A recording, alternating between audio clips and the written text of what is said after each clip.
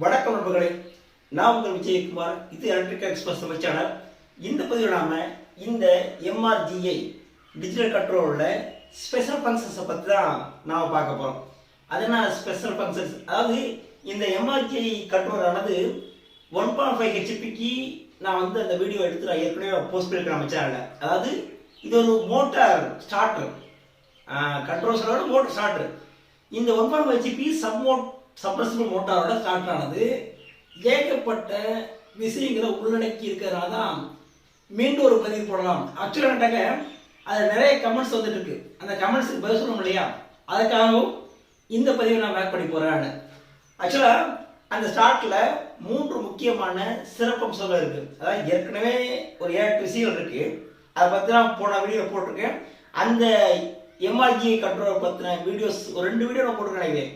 அந்த 2 வீடியோட லிங்கையும் கீழே டிஸ்கிரிப்ஷனில் கொடுக்குறேன். அதை நீங்கள் இந்த வீடியோ முடிச்சதுக்கப்புறம் பார்த்துக்கலாம். இப்போது அந்த டிஜிட்டல் கண்ட்ரோலில் உள்ள கூடுதல் சிறப்பம்சங்கள் 1, அதாவது பம்ப் கரண்ட் செட்டிங்ஸ். அதாவது இந்த கண்ட்ரோலரானது எவ்வளவு கரண்ட் மோட்டர் எடுக்குதோ அந்த அந்த வேல்யூவை ஸ்டோர் பண்ணி வச்சுக்கணும். நார்மலாக மோட்டார் எடுக்கக்கூடிய வேல்யூ என்னவோ அதை ஸ்டோர் பண்ணி வச்சுக்கணும். அதை பேஸாக வச்சுக்கிட்டு இந்த டிரைவர் இருக்கு இல்லையா, அதாவது ஒரு 70% கம்மியான கரண்ட் மோட்டர் எடுத்துச்சு சொன்னால் மோட்டார் ஆஃப் ஆகணும் இல்லையா. அதுக்காக இந்த பம்ப் கரண்ட் செட்டிங்ஸ் தேவைப்படுது. அந்த ஸ்டார்டர் ஒருவேளை இப்போ 1.5 ஹெச்பி மோட்டருக்கு இப்போ நான் போட்டு வச்சுருக்காங்க. ஒருவேளை 1 ஹெச்பியா வேறு இடத்துல போகிறான்னு வச்சுக்கலாம். இதே ஸ்டார்டர் எடுத்து யூஸ் பண்ண போகிறோம் அப்படின்னா நாம் அதுக்குள்ள இந்த கெப்பாசிட்டி மட்டும் மாற்றிக்கலாம். அதாவது ஸ்டார்டிங் கெப்பாசிட்டி, ரன்னிங் கெப்பாசிட்டி. இப்போ 1.5 ஹெச்பி சொன்னாக்க ரன்னிங் கெப்பாசிட்டி 72 போட்டிருப்பாங்க இல்லையா. அது 72 கழட்டிட்டு ஒரு 50 50 போட்டுக்கலாம், இல்லை 40 50 ரன்னிங் கெப்பாசிட்டி போட்டுக்கலாம். ஸ்டார்டிங் கெப்பாசிட்டி பார்த்து சொன்னாக்க ஸ்டார்டிங் கெப்பாசிட்டி ஒரு 100 to 120 பதிலாக ஒரு 150 MFT உள்ள 150 to 200 MFT உள்ள ஒரு ஸ்டார்டிங் கண்ட்ரோலை போட்டு குறைச்சி ஓட்டிக்கலாம். சரிங்க. 1.5 ஹெச்பி தான் இந்த மோட்டர் கண்ட்ரோலர் இருக்குங்க. இதே கண்ட்ரோலை வேறு இடத்துல கொண்டு வைக்க வேண்டியிருக்கு அப்படின்னா அங்கே நாம் கெப்பாசிட்டி மட்டும் மாற்றினா பார்த்துறாங்க. இந்த ஏற்கனவே பம்ப் கரண்ட் செட்டிங்ஸ் ஆகிருக்கலாம். ஏற்கனவே ஒரு இடத்துல ஓடிட்டு இருக்க மோட்டர் ஸ்டார்ட் ஆனது, அதில் ஏற்கனவே கரண்ட் செட்டிங்ஸ் ஆனது வேல்யூ உட்காந்துருக்கும். அந்த வேல்யூவை புது மோட்டரை எவ்வளோ எடுக்குதோ அதுக்கு தகுந்த மாதிரி நம்ம மாற்றணும் இல்லையா. ஸோ அதனால் ரீசெட் பண்ணணும் இல்லையா. அந்த பம்ப் கரண்ட் செட்டிங்ஸை எப்படி மாற்றுறது முக்கியமான ஒரு விஷயம். மோட்டர் பம்பானது எவ்வளோ கரண்ட் எடுக்குதோ அந்த வேல்யூக்கு ஸ்டார்டரை மறுபடியும் கொண்டு வரணும். இது ஒரு விஷயம். ரெண்டாவது பார்த்தாக்க சிசிடி அப்படிங்கிற ஒரு விஷயமான இருக்குது. சிசிடி அப்படின்னா என்ன கேட்டாக்க கெப்பாசிட்டர் கட் டைமர். இப்போ நம்ம சாதாரணமாக நீ எந்த ஸ்டார்ட்டில் போய் தொட்டு பார்த்தாலும் அதோட லெஃப்ட் சைடில் பார்த்து சொன்னால் 3 to 5 வினாடிகள் இருக்கும். இந்த மாதிரி இந்த கண்ட்ரோல் பாருங்க. இந்த இது டக்க mrgi2 அப்படி சொல்லக்கூடிய எலக்ட்ரிக் மேக்கோட கண்ட்ரோல் தான். இதில் 5 வினாடிகளுக்கு மிகாமல் அழுத்தி பிடிக்கக்கூடாது அப்படிங்கிற மாதிரி வார்த்தை கொடுத்துருக்காங்க பாருங்க. 5 வினாடிக்கு மேலே அழுத்தி பிடிச்சா ஸ்டார்டிங் கெப்பாசிட்டி அவுட் ஆகி போது வாய்ப்பு ரொம்ப ரொம்ப அதிகம். நீங்கள் பெரும்பாலும் இந்த ஸ்டார்டிங் கெப்பாசிட்டி அவுட் ஆகிறதுக்கு முக்கியமான காரணமே இந்த புஷ் பட்டன் அழுத்தி பிடிச்சிட்டே இருக்குது. அந்த மாதிரி இருந்தாங்க போயிடும். ஸோ கெப்பாசிட்டி கட் டைமர் அப்படிங்கிற விஷயமானது இந்த mrgi டிஜிட்டல் கண்ட்ரோலில் இருக்குது. CCD, pump current settings, right, இதெல்லாம் ஓடுங்க. இப்போ நம்ம செட்டிங்ஸ் பண்ணுற வரிசையாக, அதாவது ஓவர் வோல்டேஜ் என்ன, அண்டர் வோல்டேஜ் என்ன, பாசு over voltage, under voltage, dry ரன்னு, புரியுதாங்க. இப்படி பல்வேறு விஷயங்களை இந்த ஸ்டார்டரானது உள்ளடக்கி இருக்குது. எல்லா பற்றியும் தெளிவாக நம்ம சேனலில் நம்ம வீடியோஸ் போட்டிருக்கேன். பாஸ் அதில் லிங்க் கண்டிப்பாக கொடுக்குற டிஸ்கிரிப்ஷனில் நீ பார்க்கலாம். Right, okay, right. இப்போது இன்னொரு இடத்துல வச்சு ஓட்டும் போது பம்ப் கரண்ட் செட்டிங்ஸை எப்படி பார்த்துறது, இது ஒரு விஷயம். ரெண்டாவது பார்த்தினாக்க நம்ம வேல்யூ செட் பண்ணுறோம். அண்டர் வோல்டேஜ் என்ன, ஓவர் வோல்டேஜ் என்ன, ட்ரைன் என்ன லெவலில் கட் ஆஃப் ஆகணும், புரியுதாங்க.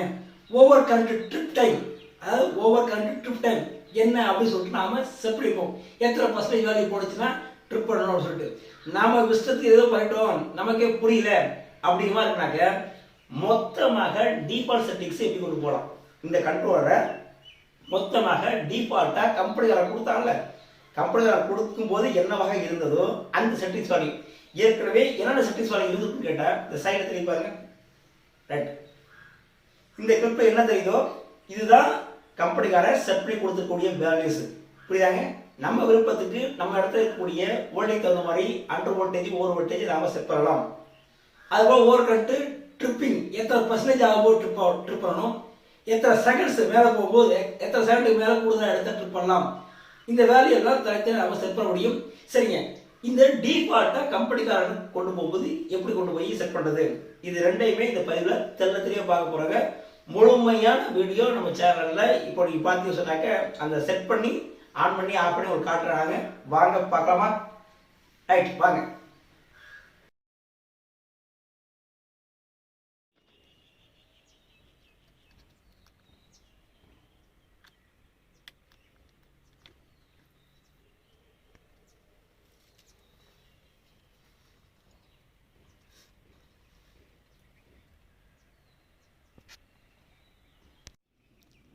ஸ்டார்டரானது சப்ளையில் இருக்கும்போது, அதாவது ஆன் பண்ணாமல் இருக்கும்போது நாம் இந்த செட்டிங்ஸ் அப்படிங்கிற பட்டன் இருக்குல்லங்க, செட்டிங்ஸ், இதை நாம் தொடர்ச்சியாக 10 செகண்டு அழுத்தி பிடிச்சிக்கிட்டே இருக்கோம்னு வச்சுக்கோங்களேன்.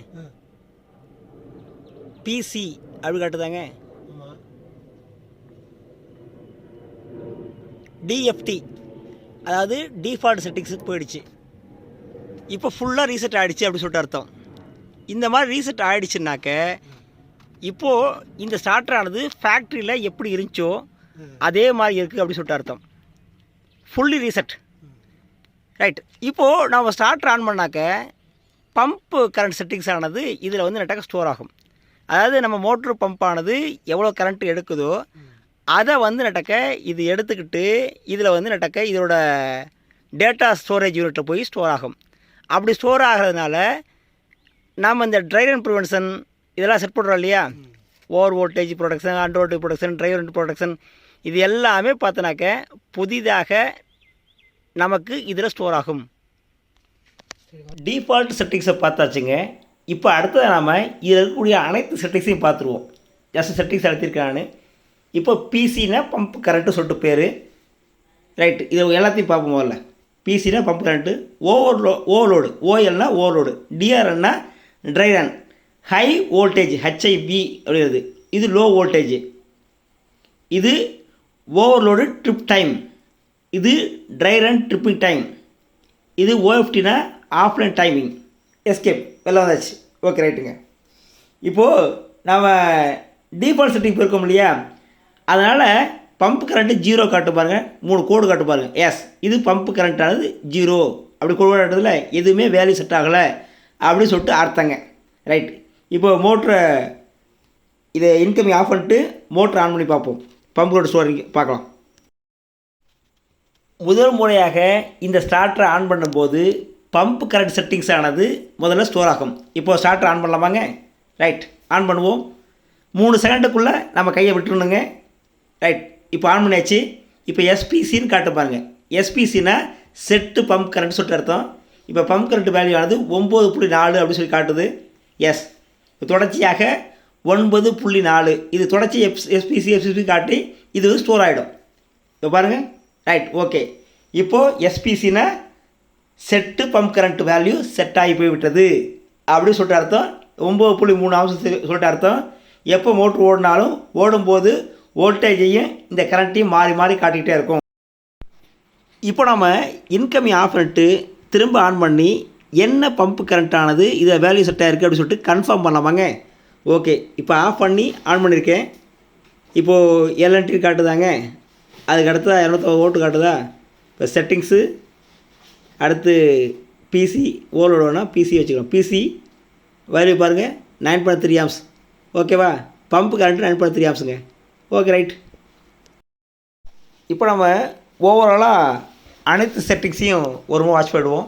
பம்ப் கரண்ட்டு, ஓஎல் ஓவர்லோடு வந்துட்டாக்க 140% கூடுதலாக போனால் ட்ரிப் பண்ணும், அக்செப்டடு. அடுத்ததாக ட்ரை ரன் 70% இருக்குது, அப்படியே இருக்கட்டும், அக்செப்டடு. அடுத்து ஹை வோல்டேஜ் 260 வோல்ட் இருக்குது, தேவைன்னா முன்ன மாற்றிக்கலாம், அக்செப்ட் பண்ணுவோமாங்க? செட்டிங்ஸ் பண்ணுறது அக்செப்ட் ஆகிடும். ஓகே, அடுத்ததாக லோ வோல்டேஜ் பார்க்கலாமா? இப்போது இது லோ வோல்டேஜ் 130 வோல்ட்டுக்கு இருக்குது. இதை நான் ஒரு 150 மாற்றிக்கலாம். ஏன்னா நார்மலாகவே 200 வோல்ட்டுக்கு மேலே இங்கே கிடைக்குது. 240 வோல்ட்டு 230 வோல்ட் கிடைக்குது. ஸோ 150 வோல்ட் அப்படி சொல்லிட்டு நம்ம செட் பண்ணிக்கலாம்.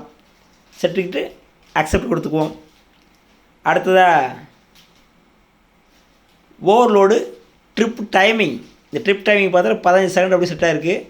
விருப்பத்துக்கு முன்னப்படி அமைச்சிக்கலாம். ரைட், ஓகேங்க, அக்செப்ட் கொடுத்தாச்சு. அடுத்த ட்ரைன் அண்ட் ட்ரிப்பிங் டைம் வந்து 4 அப்படின்னா 4 நிமிஷத்தை குறிக்கும். இப்போ 5 கொடுத்து டிக் பண்ணிட்டேன். ஓகே, இது ஆஃப் டைமரு.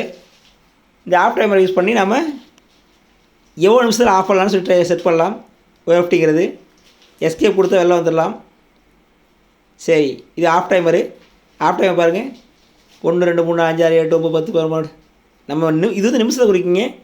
720 நிமிஷம், அதாவது 12 மணி நேரத்துக்கு நாம் இதை மாற்றி அமைக்கலாம். Okay, right. சிசிடிவியை பற்றி சொல்லணும்னா ஜஸ்ட் இந்த கண்ட்ரோலில் இருக்கக்கூடிய க்ரீன் பட்டனை தொடர்ச்சியாக அழுத்தி பிடிச்சிங்கன்னு சொன்னாவே, ஆன் பண்ணும்போது தொடர்ச்சியாக அழுத்தி பிடிச்சாங்கவே 3 செகண்டுக்கு அப்புறம் தொடர்ச்சியாக அழுத்தி பிடிச்சா உடனே இந்த ஸ்டார்டர் ஆஃப் ஆகிடுங்க. அதான் சிசிடிங்கிறது. இந்த பம்பு கரண்ட்டை மாற்றணும் ஆசைப்பட்டு சொன்னால் ஜஸ்ட் செட்டிங்ஸ் பட்டனை ஒரு 5 செகண்டு தொடர்ச்சியாக நீங்கள் பிடிச்சாலே போதும், உடனே பம்பு கரண்ட்டானது மாறிடும். அதாவது புதுசாக வரக்கூடிய வேலைக்கும் மாறிக்கும்.